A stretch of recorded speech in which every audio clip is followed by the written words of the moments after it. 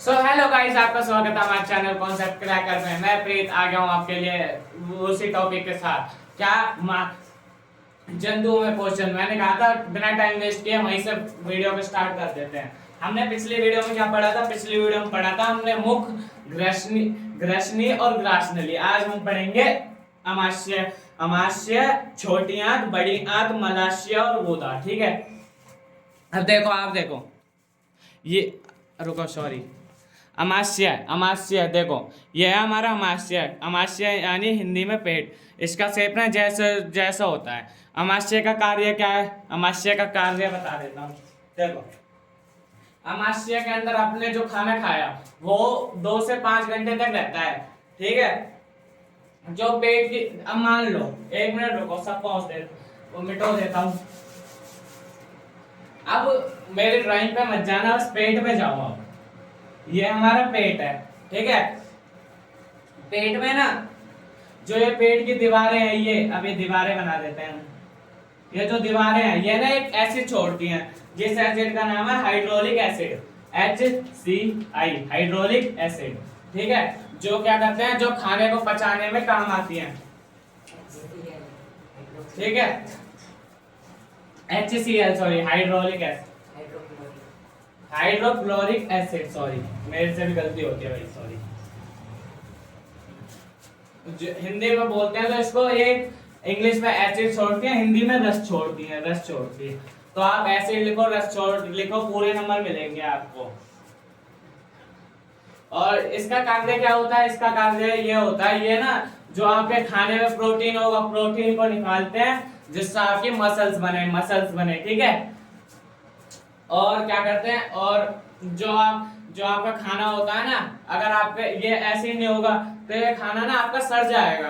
फिर आपके मुंह से आती है ना वो सड़ी हुई, वो खट्टी खट्टी डकारें, जिससे आपका मुंह खराब होता है, वो इसी कारण आती है, जिससे आपका खाना सड़ने लगता है। आपके अंदर हाइड्रोलिक एसिड की, हाइड्रोक्लोरिक एसिड की कमी होने लगती है। ठीक है, तो इससे आपका खाना, इससे हाइड्रोलिक एसिड की वजह से आपका खाना सड़ता नहीं है। ठीक है, अब आया समझ?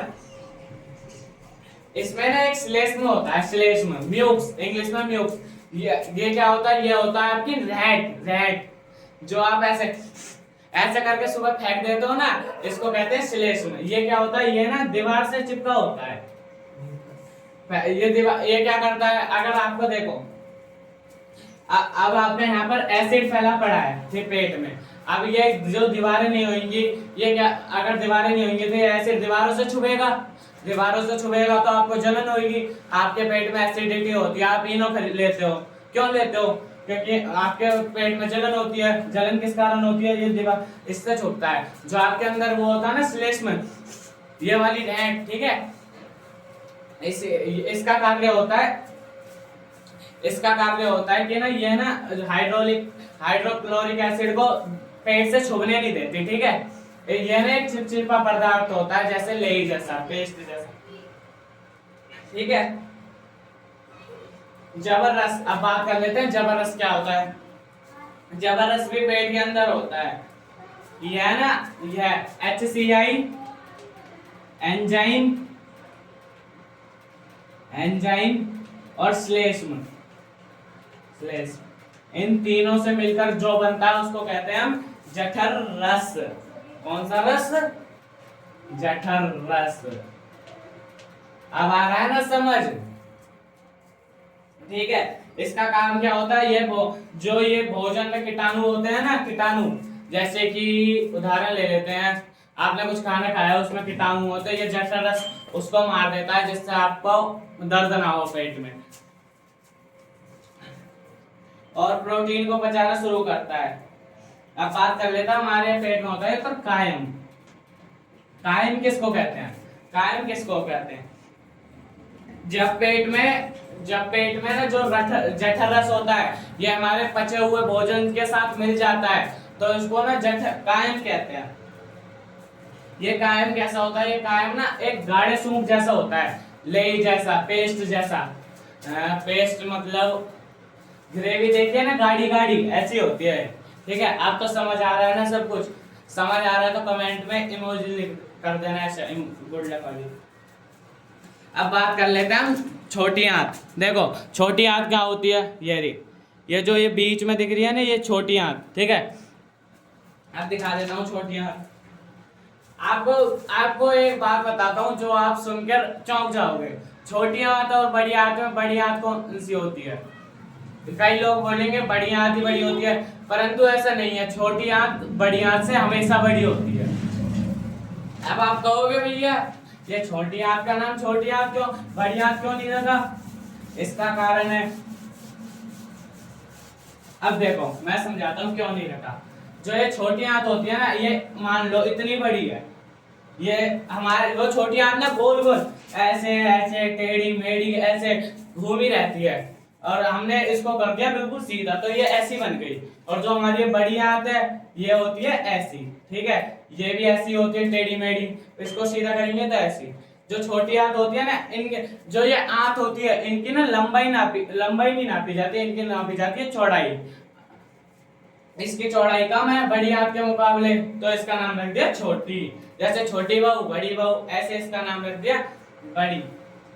इसका नाम रख दिया छोटी आंत, इसका नाम रख दिया बड़ी आंत। छोटी आंत की हाइट कितनी होती है? इसकी औसत हाइट होती है लगभग 6 से 7 मीटर। 6 से 7 मीटर। जितनी भी पाचन की पूरी प्रक्रिया होती है ना, पाचन की प्रक्रिया खाने से लेकर सुबह जाने तक खाने को, वो सारी प्रक्रिया ना यहाँ पर छोटी आंत में आकर खत्म होने लगती है, मतलब ऑलमोस्ट खत्म हो जाती है, ठीक है। अब आप बात कर लेते हैं बड़ी आंत। बड़ी आंत कौन सी होती है दिखा देता हूँ। देखो ये होती है हमारी बड़ी आंत, ये दिख रही है ना, ये जा रही है जो, इसको कहते हैं हम बड़ी आंत, ठीक है।